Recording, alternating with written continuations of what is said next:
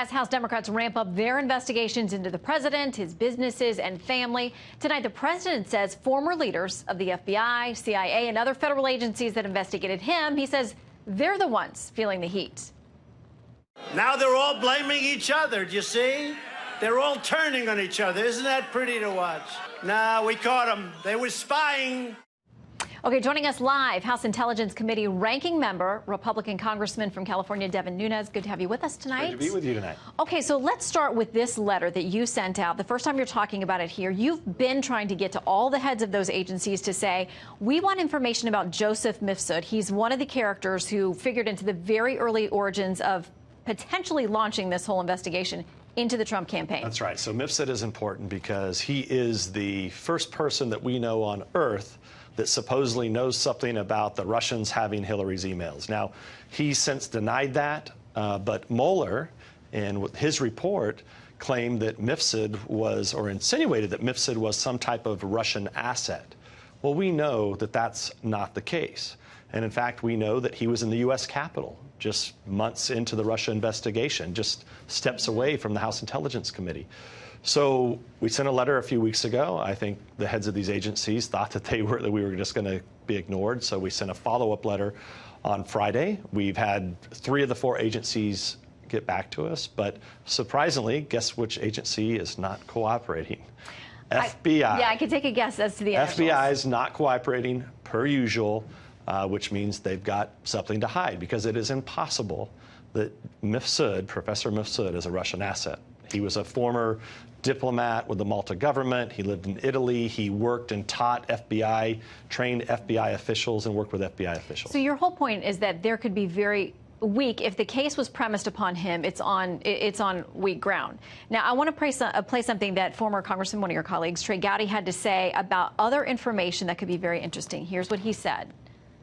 I mean, if the Bureau is going to send an informant in, the informant's going to be wired. And if the Bureau is monitoring telephone calls, there's going to be a transcript of that. But there is some information in these transcripts that I think has the potential to be a game changer if it's ever made public.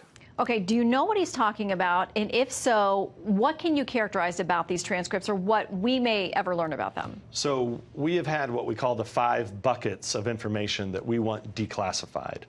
One of those buckets, which I believe former Congressman Gowdy, former Chairman Gowdy is referring to, is exculpatory evidence on Papadopoulos. That really does need to get out. It's one of many things that need to get out. But, you know, as it relates, he talks about informants there. Now, I don't believe that Mifsud is a Russian agent, but I do believe that Mifsud is an agent of someone.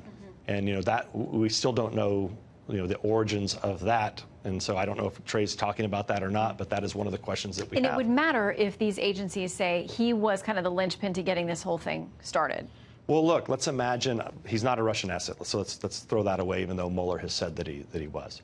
But let's say that he was working for another foreign government, or let's say that he was working for some organization that was hired by either a spy agency or a contractor or possibly a campaign.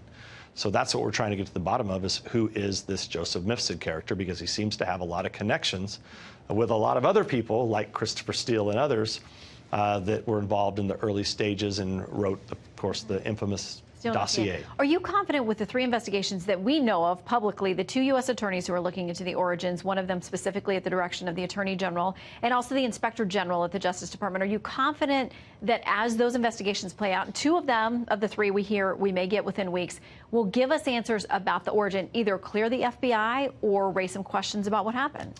So I am confident in our investigation that we have done. So we've sent 8 criminal referrals to the Department of Justice. Likely we're going to have more, maybe later this week. I'm impressed with the new Attorney General. I don't know the U.S. Attorney in Connecticut, but everyone says that he's going to do a good job. But, you know, I can't really answer that question until we meet with him, we talk about our concerns. But I'm pretty sure once you track down the basically information that we have put together in a nice package, it would be impossible for people not to be prosecuted. Well, a lot of people are talking now, and a lot of people seem like they want to get their side of the story out before the rest of these reports come. So we'll see. Congressman, thank you for stopping in. My pleasure. Good to chat with you.